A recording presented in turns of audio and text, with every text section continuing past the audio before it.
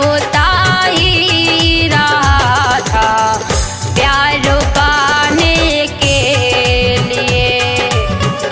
मैं तड़पता ही रहा था प्यार पाने के लिए। मैं तड़पता ही रहा था प्यार पाने के लिए। मैं तड़पता ही रहा था प्यार पाने के लिए। आज क्यों आए हो तुम आंसू बहाने के लिए। मैं तड़पता ही रहा था प्यार पाने के लिए।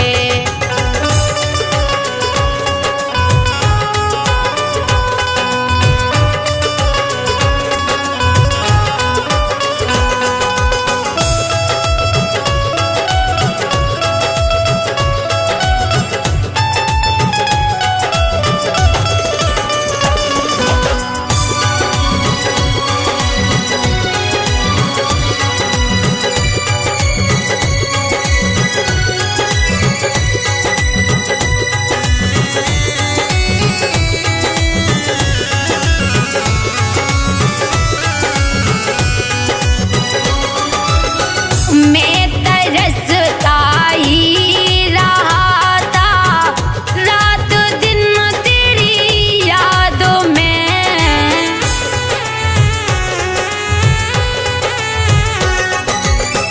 मैं तरसता ही रहा था रात दिन तेरी यादों में।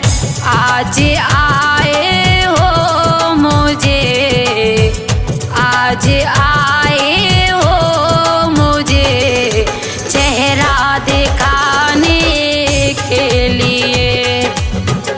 आज क्यों आए हो तुम आंसू बहाने के लिए।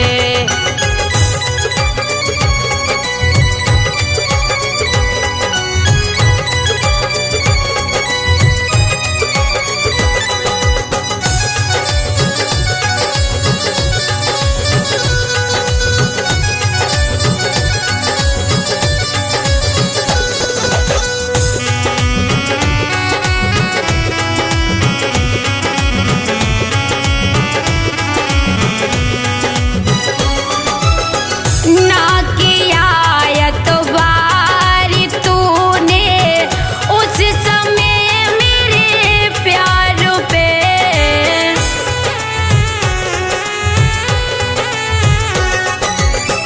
ना किया एतबार तूने उस समय मेरे प्यार पे। मैं मचलता ही रहा था, मैं मचलता ही रहा था अपना बनाने के लिए। मैं तड़पता ही रहा था प्यार पाने के लिए।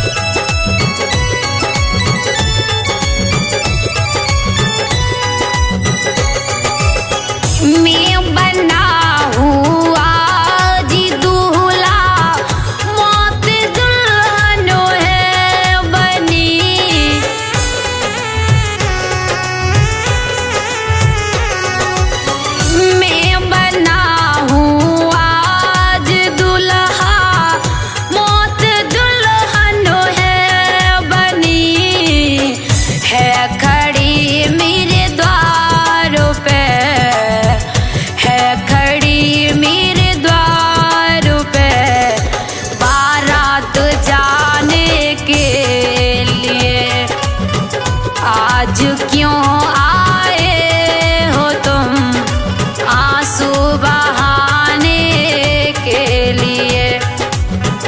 मैं तड़पता ही रहा था प्यार पाने के लिए।